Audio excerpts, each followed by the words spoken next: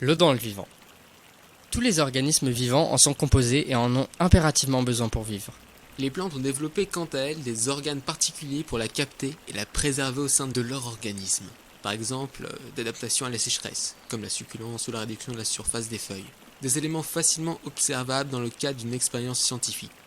Les végétaux sont tous respectivement adaptés à leur milieu, mais ont aussi une certaine capacité d'adaptation à des changements imprévus. On peut donc se demander dans quelle mesure l'hygrométrie d'un milieu affecte la physiologie des organismes végétaux.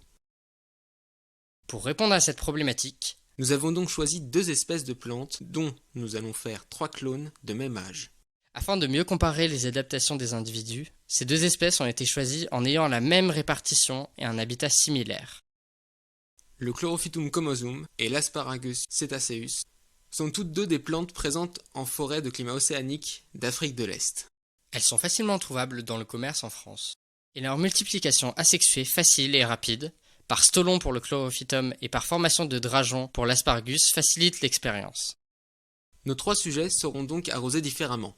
Un sera en manque d'eau, un autre, le témoin, aura des conditions optimales, le dernier sera en excès d'eau. Reste donc à définir précisément ces volumes.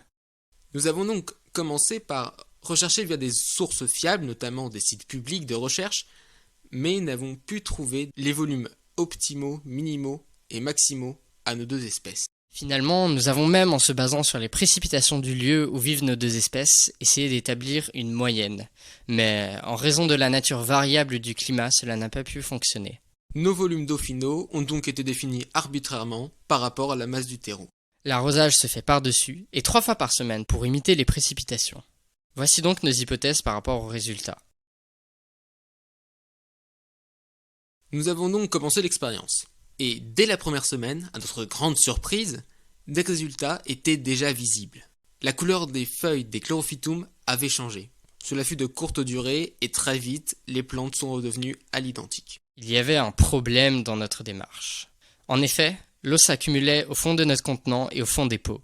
Au bout de la 2e semaine, nos plantes avaient toutes leur compte en eau malgré les différences des volumes donnés. Nous avons donc en réponse à cela changé de contenant, pris des barquettes individuelles pour les vider plus facilement et également réduit les volumes d'eau en intégrant l'humidité présente dans le terreau. Enfin, nous avons décidé de faire nos observations sur les asparagus qui semblaient décidément ne plus en avoir pour longtemps. Nous avons donc mesuré la longueur des racines, La longueur des feuilles leur largeur, et la taille du plant. On remarque que le sujet 3, celui qui reçoit le plus d'eau, a des feuilles plus courtes. Cela est en contradiction avec notre hypothèse. Mais nous avons décidé de finir l'expérience avec les sujets restants avant de porter une conclusion. La semaine suivante, nous avons donc pris les résultats des chlorophytum avec en plus une observation de l'épiderme inférieur au microscope et l'utilisation d'un logiciel en ligne. Mesurime pour pouvoir déterminer la densité des stomates.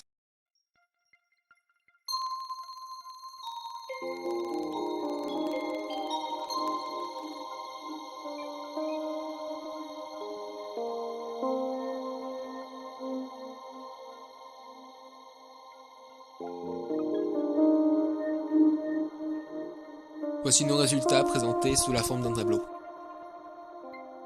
Et voici la comparaison par rapport à notre hypothèse. En rouge, les éléments que nous avons en contradiction, et en vert, ceux qui ont été confirmés. La durée totale de l'expérience a été de 4 semaines pour le chlorophytum et 3 semaines pour l'asparagus. On peut donc conclure qu'un arrosage en accord avec les besoins de la plante, et non pas excessif ni en défaut, est important pour maximiser la croissance de celle-ci. De plus, les effets de cet arrosage sont visibles à l'échelle cellulaire, au travers de la densité des stomates. La physiologie du chlorophytum est donc modifiée sur le plan phénotypique et à l'échelle cellulaire par la modification de l'hygrométrie de son milieu. On parle donc de plasticité phénotypique. On peut même supposer que cela est valable pour une plus grande variété d'espèces dans une plus grande variabilité de milieux. L'utilisation d'espèces avec un phénotype plus plastique dans le contexte du réchauffement climatique serait donc à privilégier pour pouvoir s'adapter aux changements et répondre directement aux besoins humains en ressources. Nos résultats peuvent être remis en question par la mise en place du protocole. L'humidité ambiante, la variation des volumes, ainsi que la durée limitée que nous avons eue pour mener cette expérience expliquent que nous ne pouvons tirer de conclusions claires. Il aurait été préférable de mener cette expérience sur une période plus longue, avec un nombre de sujets plus important.